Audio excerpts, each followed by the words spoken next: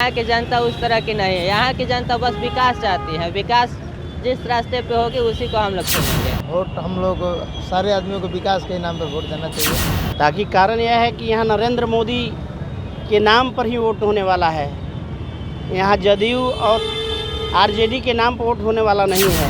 तो जनता मन बना के बैठी हुई कि जो धोखेबाज हैं और धोखेबाज को इस चुनाव के माध्यम से जनता उनको सबक सिखाने का काम करेगी कि आप जो बार बार पलटी मार रहे हैं ये उचित नहीं है। मैं हूं अयाज। अभी मैं मौजूद हूं गोपालगंज के अंबेडकर भवन के पास। हमारे साथ कई लोग मौजूद हैं और यहां उपचुनाव होना है जो कि बेहद खास है। कल से नामांकन की प्रक्रिया शुरू हो जाएगी। ऐसे में तमाम जो लोग हैं उनसे बात करेंगे कि उनका क्या कहना है, किस आधार पर इस बार उपचुनाव होगा। यहाँ पर तो विकास के तरफ, विकास के रास्ते पे उपचुनाव होगा। यहाँ पे जिस तरह से जो प्रत्याशी हम लोग के नज़र में विकासशील होगा वही विकास करेगा, उसी आधार पर हम लोग उनको वोट देंगे।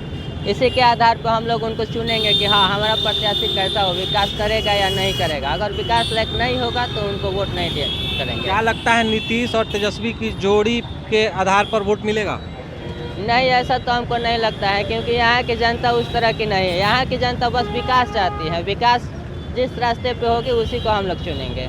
क्या लगता है आपको, किस आधार पर वोटिंग होगा इस बार? इस बार हमको लग रहा है कि विकास का आधार होगा ही, जातीय समीकरण भी काम करें, दोनों आधार पर होगा। तो क्या कुसुम देवी भारी पड़ेंगी? जाहिर सी बात है, जब पिछली बार भारी पड़ी थी तो इस बार भी भारी पड़ी। सिंपैथी वोट मिलेगा उनको? बिल्कुल मिलना चाहिए। तो क्या लगता है कि लोग क्या चाह रहे हैं? क्या नीतीश और जो है तेजस्वी का चेहरा को पसंद करेंगे या फिर भाजपा की तरफ जाएंगे? पहले भी लोग खारिज कर चुके हैं, अभी भी खारिज करेंगे। पहले भी गठबंधन को तो कोई चीज़ ऐसा नहीं था कि लोगों ने हाथों हाथ लिया था। मुद्दा क्या होगा इस बार चुनाव में? देखिए, मुद्दा जो बेमेल का गठबंधन है वो भी एक मुद्दा रहेगा। बाकी जिस चुनाव में जो बाकी सारा मुद्दा जैसे जो पिछले चुनाव में रहा है वो भी रहेगा। चलिए और लोग हैं, बात करेंगे। क्या क्या होगा मुद्दा? चुनाव इस बार होना है, क्या कहेंगे, किस आधार पर वोटिंग होगा? वही आधार पर होगा। कौन आधार पे? नीतीश कुमार के आधार पर। हैं? नीतीश कुमार के आधार पर। क्या नाम है आपका? जी संदीप कुमार। किस आधार पे इस बार वोटिंग होगा? वोट हम लोग सारे आदमियों को विकास के नाम पर वोट देना चाहिए। चाहे जो भी किसी भी पार्टी का कैंडिडेट हो, जो हमारे गोपालगंज जो जिस क्षेत्र का चुनाव हो रहा है उसमें जो भी प्रत्याशी हो, किसी भी दल का हो, जो विकास किया होगा उसी को वोट दिया जाए। इस बार तेजस्वी यादव कह रहे हैं कि हम बहुत ज़्यादा हम नहीं पार्टी देंगे। लेवल पर कोई हम कमेंट नहीं कर सकते। विकास मुद्दा होगा, ओनली फॉर विकास, दूसरा कुछ नहीं। चलिए और लोग हैं उनसे बात करेंगे कि क्या लगता है कि इस बार जो गोपालगंज में उपचुनाव होना है, आधार क्या होगा, लोग किस आधार पर वोटिंग करेंगे? वोटिंग तो विकास के ही नाम पर वोट होगा। ताकि कारण यह है कि यहाँ नरेंद्र मोदी के नाम पर ही वोट होने वाला है। यहाँ जदयू और आरजेडी के नाम पर वोट होने वाला नहीं है। पूरे भारत में अगर भुखमरी और स्वास्थ्य, इलाज, पानी, सबको अगर शौचालय, आवास अगर देने का काम किए हैं तो वो है हमारे नरेंद्र मोदी। वोट नरेंद्र मोदी के ही नाम पर होगा। तो क्या माना जाए कि जो पिछली 4 टर्म जो है बीजेपी के खाते में रहा है, इस बार भी जाएगा? हाँ, बीजेपी के ही खाते में जाएगा। जो बीजेपी का प्रत्याशी होगा वही यहाँ से चुनाव जीत कर जाएगा। तो नीतीश और तेजस्वी का जो गठबंधन है वो काम नहीं करेगा? कोई काम नहीं करेगा। यहाँ बोले ना आपसे कि पूरे देश के नेता, एकलौता नेता है नरेंद्र कुमार मोदी।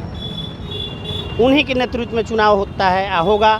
ये गोपालगंज फिर उन्हीं के खाते में जाएगा।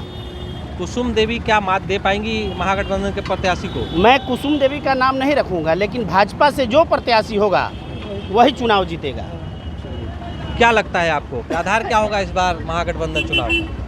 इस बार बिहार में जो चुनाव होने जा रहा है, चूँकि आपको जानकारी है कि कुछ ही माह पूर्व जो एनडीए था, एनडीए को छोड़कर नीतीश कुमार जी ने जिस तरह से बिहार की जनता को धोखा देने का काम किया, जनादेश जो जनता ने दिया था एनडीए को, और उस जनादेश का अपमान करके वो महागठबंधन के साथ जाने का जो काम किए हैं, तो जनता मन बना के बैठी हुई कि जो धोखेबाज हैं और धोखेबाज को इस चुनाव के माध्यम से जनता उनको सबक सिखाने का काम करेगी कि आप जो बार बार पलटी मार रहे हैं ये उचित नहीं है। आप तो क्या नीतीश कुमार जो है एनडीए से महागठबंधन की तरफ गए तो ये प्रभावित करेगा क्या चुनाव को लेकर? एकदम, जैसे बिहार की जनता मतलब बिहार से बाहर अब जो जा रहा है लोग, पहले भी बिहार मैंने नीतीश कुमार का जो पहला बार सरकार बना उससे पहले बिहार के लोग बाहर जाते थे तो बिहार के लोगों को अपमान महसूस होता था बिहार से बाहर जाकर।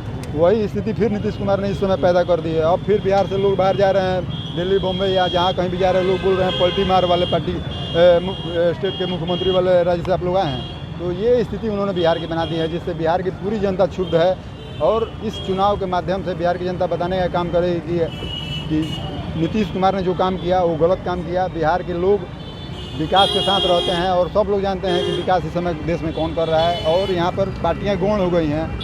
वोट पड़ेगा नरेंद्र मोदी जी के नाम पर, और महागठबंधन में भी जो चेहरा है उसके नाम पर वोट पड़ेगा।